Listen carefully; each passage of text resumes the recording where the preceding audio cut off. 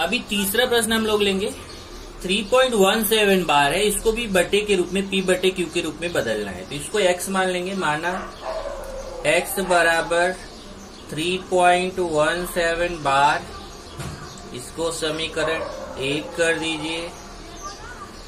फिर ये देखिए, इसमें आवर्ती संख्या में 2 अंक है। अब ये नहीं कि इसको तीनों गिन लो, नहीं, जो बार जिसके लगा हुआ है वो कितने अंक है, उसमें 2 अंक है। तो कितने का गुणा करेंगे, 100 का।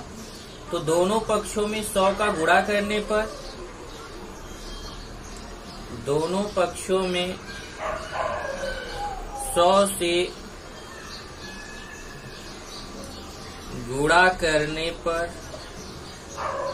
अब यहां 100 का गुणा करेंगे तो 100x, और इसमें भी 100 का गुणा करेंगे। अब इसमें जब 100 का गुणा करोगे तो ध्यान से देखो, ये इसका जो 17 है वो बाईं तरफ चला आएगा। तो 3 पहले से है इधर और ये 17 बाईं तरफ आएगा।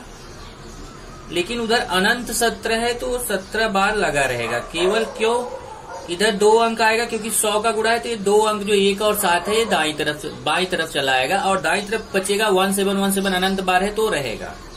ये समीकरण 2। समीकरण 2 में से समीकरण 1 को घटाने पर, चलिए घटाते हैं। 100x में x घटाएंगे, बाएं से बायां घटाएंगे, दाएं से दायां।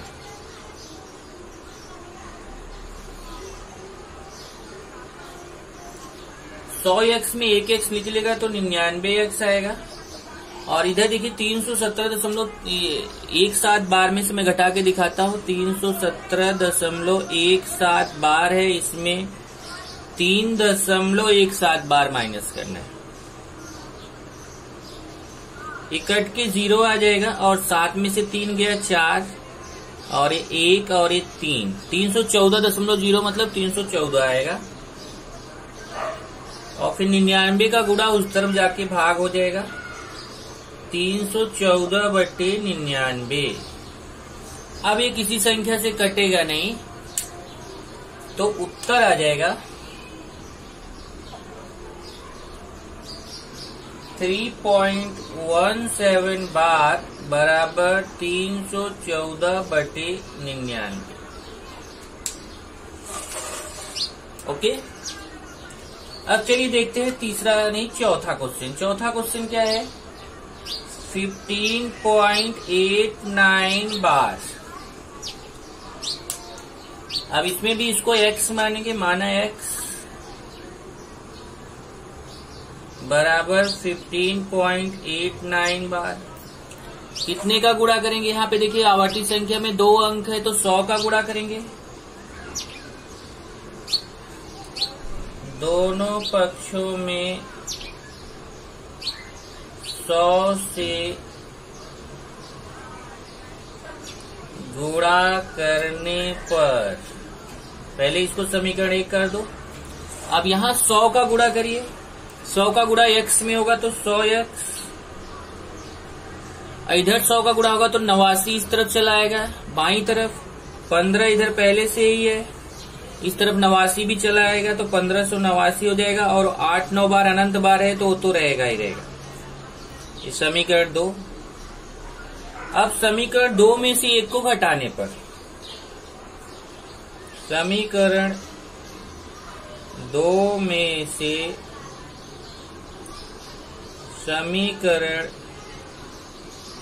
1 को घटाने पर, अब 100x में x घटेगा और 1589.89 बार में 15.89 बार घटेगा। ओके, चलिए यहाँ पे मैं लिखता हूँ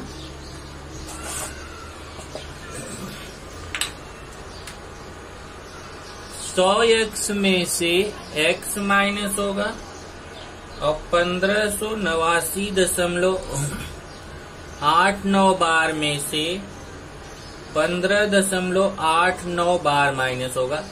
अब यहाँ देखिए 100x में x निकलेगा, 100x में 1x निकलेगा तो 99x, और इसको घटा के दिखाता हूं, देखिए 1589.89 बार है, उसमें 15.89 बार माइनस करेंगे, कट के 0 हो जाएगा। 9 में से 5 गया 4, 8 में से 1 गया 7, ये 5 और 1 1574.0 आएगा, मतलब 1574 आया, क्योंकि दशमलव 0 नहीं लिखा जाता, ये 1574 हो गया। और फिर ये 99 का गुणा है, उस तरफ जाके 99 का भाग हो जाएगा। और इस तरीके से x बराबर 1574/99, ये किसी संख्या से कटेगा नहीं, तो यही उत्तर हो जाएगा। उत्तर में लिखेंगे 15.89 बार बराबर 1574/99। इसी तरीके से आपका क्वेश्चन नंबर 5 है, पांचवा आपका क्वेश्चन है 2.514 बार। चलिए इसको भी करते हैं, इसको x मानेंगे, माना x बराबर 2.514 बार, इसको समीकरण 1 कर देंगे। अब यहाँ पे देखिए, यहाँ बार में कितने अंक है, 1 2 3, 3 अंक है, तो 1000 का गुणा। दोनों पक्षों में 1000 से गुणा करने पर, अब चलिए 1000 का गुणा यहाँ पे भी करेंगे, x में भी इसमें भी, x में 1000 का गुणा करेंगे तो 1000x होगा, और 2.514 में जब 1000 का गुणा करेंगे तो जो 514 है, 3 अंक है ना, ये बराबर के बाईं तरफ चलाएंगे, तो यहाँ 2 पहले से ही है, और 5 1 4 भी इधर आएगा, 5 1 4 भी इधर आ गया, क्योंकि 1000 का गुणा करते हो तो 3 अंक आता है, और दशमलव 5 1 4 बार रहेगा। क्यों रहेगा? क्योंकि ये अनंत बार है, मैंने आपको समझाया, तो उसमें से निकल भी जाएगा तो कोई फर्क नहीं होगा। ये समीकरण 2 हो गया। समीकरण 2 में से 1 को घटाने पर, समीकरण 2 में से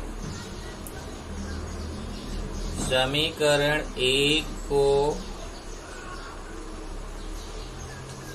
घटाने पर, जब घटाएंगे तो बायां बाएं से माइनस होगा, दायां दाएं से माइनस होगा। 1000x में x माइनस करेंगे, और 2514.514 बार है, उसमें से 2.514 बार माइनस करेंगे। 1000x में 1x निकाल दोगे तो 999x बचेगा।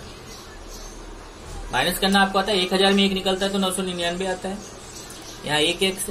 अब इसको घटाएंगे तो देखिए कैसे घटाएंगे, मैं घटा के आपको दिखाता हूँ कितना है। 2514.514 बार है, 2514.514 बार में 2.514 बार माइनस करना है, तो ये बार वाला कट के 0 आ जाएगा। 4 में से 2 गया 2, 1 5 2, 2512 आएगा। 2512.0 मतलब 2512 है, तो x बराबर 999 का उधर जाके भाग हो जाएगा, 2512/999। इस तरीके से आपको उत्तर आ गया इसका, क्योंकि ये भी कटेगा नहीं किसी संख्या से, तो आपका उत्तर हो जाएगा 2.514 बार बराबर 2512/999। ये आपका 5 क्वेश्चन था, मैंने आपको 5 करा दिया। अगर आप देखेंगे तो इस पे उदाहरण भी हैं, तो वो उदाहरण हम लोग आगे, उसको आप उसी तरीके से, जैसे जो उदाहरण है ना, उदाहरण को भी आप उसी तरीके से कर सकते हैं, चाहे तो उदाहरण में आपको प्रॉब्लम नहीं होगी, आप उदाहरण को कर सकते हैं। इसी तरीके से देखेंगे तो यहाँ 2 उदाहरण भी दिया गया, जैसे देखिए 0.777 ... इस आवर्ती दशमलव पूर्णांक को p/q के रूप में व्यक्त कीजिए।